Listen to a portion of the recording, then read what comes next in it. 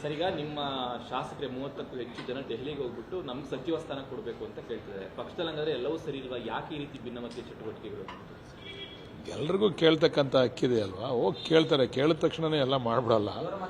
ಅವರ ಅಭಿಪ್ರಾಯನ ವ್ಯಕ್ತಪಡಿಸೋದಕ್ಕೋಸ್ಕರ ಹೋಗಿದ್ದಾರೆ. ಹೈಕಮಾಂಡ್ನ ಭೇಟಿ ಮಾಡಿ ರೀಶಫಲ್ ಮಾಡಿ ಬೇಗ ನಮಗೆ ಅವಕಾಶ ಮಾಡಿಕೊಡಿ, ಇನ್ನಿರೋದೇ 2 ವರ್ಷ ಅಂತೇಳಿ ಕೇಳಕ್ಕೆ ಹೋಗಿದ್ದಾರೆ. ತಪ್ಪೇನಿದೆ ಅದರಲ್ಲಿ? ಎಲ್ರಿಗೂ ಕೇಳೋವಂಥ ಹಕ್ಕಿದೆ. ಪ್ರಜಾಪ್ರಭುತ್ವದ ವ್ಯವಸ್ಥೆಯಲ್ಲಿ ಪ್ರತಿಯೊಬ್ಬರಿಗೂ ಕೂಡ ವಾಕ್ ಸ್ವಾತಂತ್ರ್ಯ ಇದೆ, ಕೇಳ್ತಕ್ಕಂಥ ಹಕ್ಕಿದೆ. ಅದನ್ನು ಹೋಗಿ ಅವರು ಮಾಡಲಿಕ್ಕೆ ಹೋಗಿದ್ದಾರೆ. ನಂತರ ಆಗುತ್ತೆ ಸರ್, ಆ ಥರ ವಿಶ್ವಾಸ ಏನಾದರೂ ಇದೆಯಾ? ವಿಶ್ವಾಸ ಇಟ್ಕೊಂಡೇ ಎಲ್ಲ ಕೆಲಸ ಮಾಡಬೇಕಲ್ವ. ನಾವು ಆಯ್ತದೆ ಅಂತ ವಿಶ್ವಾಸ ಇಟ್ಕೊಂಡಿದ್ದೀವಿ. ಅದು ಹೈಕಮಾಂಡ್ ತೀರ್ಮಾನ ಮಾಡಬೇಕು. ನಾಯಕತ್ವ ಚರ್ಚೆ ಸಚಿವ ಸಂಪುಟ ಪುನರ್ರಚನೆ ಅನ್ನುವಂಥ ಮಾತುಗಳು ಯಾಕೆ ಕೇಳಿ ಬರ್ತಾ ಇದೆ ಅಂತ? ಎಲ್ಲನೂ ಚರ್ಚೆ ಆಗ್ತಾ ಇದೆ. ನಾಯಕತ್ವನೂ ಚರ್ಚೆ ಆಗ್ತದೆ, ಇದು ಚರ್ಚೆ ಆಗ್ತದೆ, ಎಲ್ಲನೂ ಚರ್ಚೆ ಆಗ್ತಾ ಇದೆ. ಚರ್ಚೆ ಆಗಲಿ. ಚರ್ಚೆ ಆಗ್ತಕ್ಕಂಥದ್ದು ತೀರ್ಮಾನ ಮಾಡ್ತಕ್ಕಂಥದ್ದು ಹೈಕಮಾಂಡ್. ಚರ್ಚೆ ಆಗ್ತಕ್ಕಂಥದ್ದು ಅವರವರ ಸ್ವಂತ ಅಭಿಪ್ರಾಯ, ಶಾಸಕರುಗಳ ಅಭಿಪ್ರಾಯ, ನಾಯಕರುಗಳ ಅಭಿಪ್ರಾಯ. ಆಮೇಲೆ ತೀರ್ಮಾನ ಮಾಡೋದು ಹೈಕಮಾಂಡ್ ತೀರ್ಮಾನ ಮಾಡೋದು. ರೀಶಫಲ್ ಆಗ್ಬೇಕಂತ ನಿಮಗೂ ಇದೆಯಾ? ನನಗೆ ಆಸೆ ಇಲ್ವ? ನಾನೇನು ಸನ್ಯಾಸಿನ? ನನಗೂ ಆಸೆ ಅದಪ್ಪ. ನನಗೂ ಮಾಡ್ಬೇಕು ಮಂತ್ರಿ. ನಾನು 5 ಸರಿ MLA ಆಗಿದ್ದೀನಿ ಅಂತ ನನಗೂ ಆಸೆ ಅದಪ್ಪ.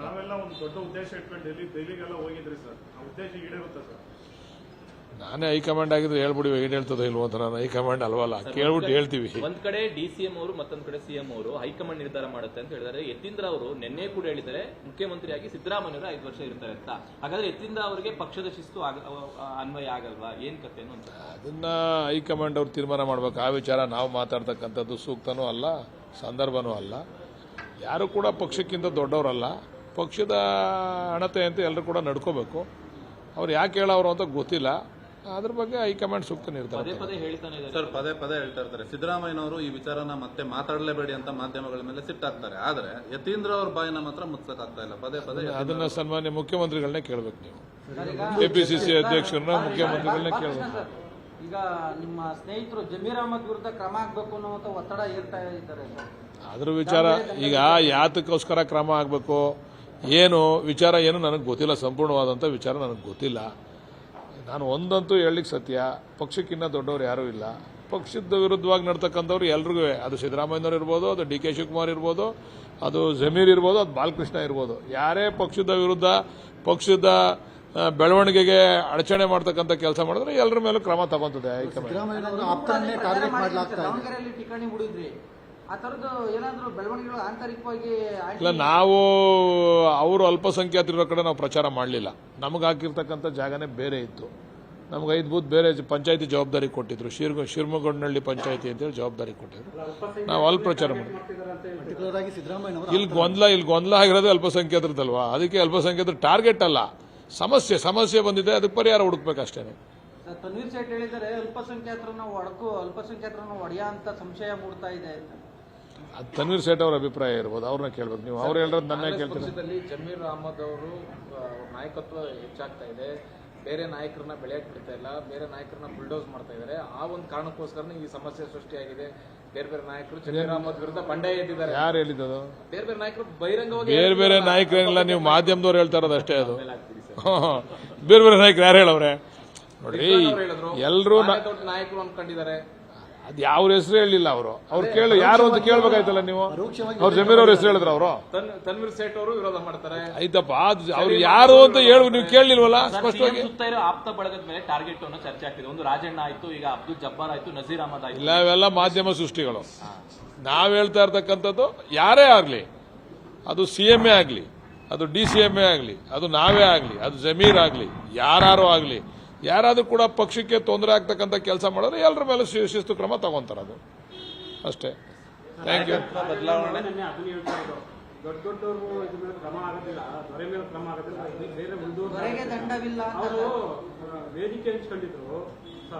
ಯಾರು ವೇದಿಕೆ ಹಂಚ್ಕೊಂಡಿದ್ದವ್ರು? ಧಾರ್ಮಿಕ ಕಾರ್ಯಕ್ರಮ ಅದು. ಈ ಧಾರ್ಮಿಕ ಕಾರ್ಯಕ್ರಮಕ್ಕೆ ಕರೆದಿದ್ರು, ಧಾರ್ಮಿಕ ಕಾರ್ಯಕ್ರಮಕ್ಕೆ ಹೋಗಿದ್ರು ಅವರು. ಧಾರ್ಮಿಕ ಕಾರ್ಯಕ್ರಮ ಅದು. ಏನಂತ ರಾಹುಲ್ ಗಾಂಧಿ ನನಗೆ ಯಾರು ಅಂತ ಗೊತ್ತಿಲ್ಲ ಅಂತ ಹೇಳಿದ್ರು. ಗೊತ್ತಿಲ್ಲ ಅಂತ ಹೇಳಿದವ್ರ ಜೊತೆ ಹೋಗಿ ವೇದಿಕೆ ಹಂಚ್ಕೊಂಡು ಅಲ್ಲಿ ಹೋಗಿ ರಾಹುಲ್ ಗಾಂಧಿ ಯಾರು ಅಂತ ಹೇಳ್ಬಿಟ್ಟು ಪಾಠ ಹೇಳ್ಬಿಟ್ಟು ಬಂದವರು ಅವರು. ಅಲ್ಲಿಗೆ ಹೋಗಿ ರಾಹುಲ್ ಗಾಂಧಿ ಯಾರು ಅಂತಕ್ಕಂಥ ಪಾಠನ ಅವ್ರಿಗೆ ಹೇಳ್ಬಿಟ್ಟು ಬಂದವ್ರೆ. ರಾಹುಲ್ ಗಾಂಧಿ, ನಾವೆಲ್ಲ ರಾಹುಲ್ ಗಾಂಧಿಯಿಂದ ಬೆಳೆದಿರೋರು, ನಾವೆಲ್ಲ ರಾಹುಲ್ ಗಾಂಧಿ ಪಕ್ಷದವರು, ನಮ್ಮನ್ನು ಕರಿತಿರಲ್ಲ ನೀವು, ನಮ್ಮನ್ನು ಕರಿಬೇಕಾದ್ರೆ ಇದಕ್ಕೆ ಶಕ್ತಿ ರಾಹುಲ್ ಗಾಂಧಿನೇ ಅಂತ ಹೇಳ್ಬಿಟ್ಟು ಬಂದವರು. ಕಾಂಗ್ರೆಸ್ನಲ್ಲಿ ದೊರೆಗೆ ದಂಡವಿಲ್ಲ ಅನ್ನುವಂತ ಪರಿಸ್ಥಿತಿ ಆಗಿದೆ ಅಂತ. ಎಲ್ಲಾ ಪಕ್ಷದಲ್ಲೂ ಅದೇ ಹಣ ಬರ.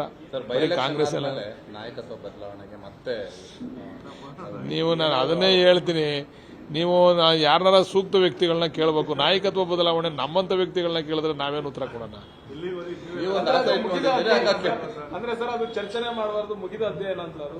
ಅಲ್ಲ, ಮುಗಿದ ಅಧ್ಯಾಯ ಅಂತಲ್ಲ, ಅದು ಅಂತಿಮ ರೂಪವನ್ನು ಹೈಕಮಾಂಡ್ ಕೊಡಬೇಕು. ನಾವ್ಯಾರು ಕೊಡ್ಲಿಕ್ಕೆ ಆಗಲ್ಲ, ನಾವೆಲ್ಲ ಚಿಕ್ಕವ್ರ ಪಕ್ಷದಲ್ಲಿ, ನಾವ್ಯಾರು ಕೊಡ್ಲಿಕ್ಕೆ ಸಾಧ್ಯ ಇಲ್ಲ. ಆಯ್ಕೆ ಮಾಡುವಂಥದ್ದು ಶಾಸಕರಲ್ಲ ಸರ್, CLP. ಅಂತಿಮವಾಗಿ ಹೈಕಮಾಂಡ್ ನಾವು ತಲೆ ಬಾಗ್ಲೇಬೇಕಲ್ಲ. ನಮ್ಗೆ ಟಿಕೆಟ್ ಕೊಟ್ಟಿರ್ತಕ್ಕಂಥದ್ದು ಹೈಕಮಾಂಡು, ನಮ್ಮ ಪಕ್ಷದಲ್ಲಿ ನಿಂತ್ಕೊಳ್ಳೋಕೆ ಅವಕಾಶ ಮಾಡಿಕೊಟ್ಟಿರೋದು ಹೈಕಮಾಂಡು. ನಾವೇನೇ ನಮ್ಮಲ್ಲಿ ಆಯ್ಕೆ ಇದ್ರೂ ಕೂಡ ಅಂತಿಮವಾಗಿ ನಾವು ಹೈಕಮಾಂಡ್ ಮಾತಿಗೆ ನಾವೆಲ್ಲ ತಲೆ ಬಾಗ್ಲೇಬೇಕು.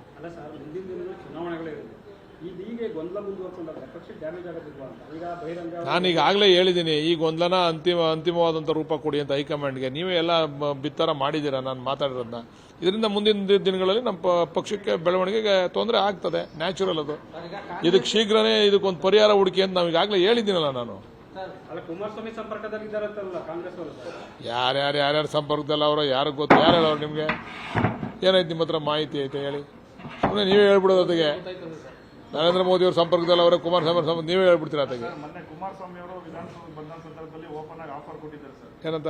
ಬಂದವರು ಬರ್ಬೋದು, ನಾವು ಅವರು ಯಾವಾಗಲೂ ಆಫರ್ ಕೊಡ್ತಾನೆ ಇರ್ತಾರೆ.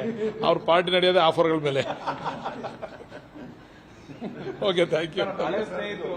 ಲೋಕಸಭಾ ಕ್ಷೇತ್ರಗಳ ಮಧುವಿಂಗಣ್ಣ ನಿಮ್ಮ ಕಾಂಗ್ರೆಸ್ ನಾಯಕರು ವಿರೋಧವನ್ನ ವ್ಯಕ್ತಪಡಿಸ್ತಾ ಇದ್ದಾರೆ. ಮತ್ತೆ ಬಿಜೆಪಿ ಅವರು ಹೇಳ್ತಿದ್ದಾರೆ ದಕ್ಷಿಣ ಭಾರತಕ್ಕೆ ಅದರಿಂದ ತುಂಬಾ ಅನುಕೂಲ ಇದೆ ಅಂತ ಅವರು ವಾದ ಮಾಡ್ತಿದ್ದಾರೆ.